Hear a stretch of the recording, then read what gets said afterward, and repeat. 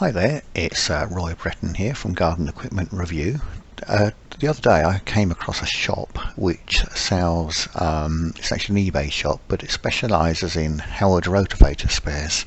Howard Rotavators were great machines. They don't make them anymore, but you can see me using this one here.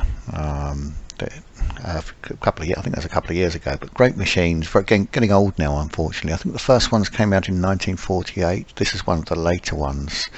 I believe they stopped making them sometime in the late 80s.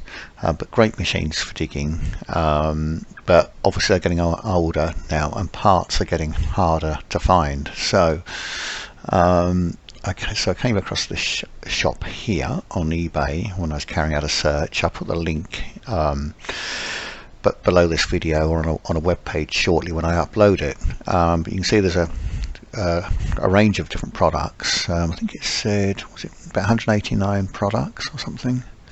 Where is it? 186 items, so lots of different items. If you're stuck for Howard spares, there's also another chap in it which I'll show you in a minute. I'll just move on to the next page so you can see what sort of all different sorts of parts. Even looks like it's got a Cam and tiller there for sale. A lighter weight machine, but not a bad machine, to be fair.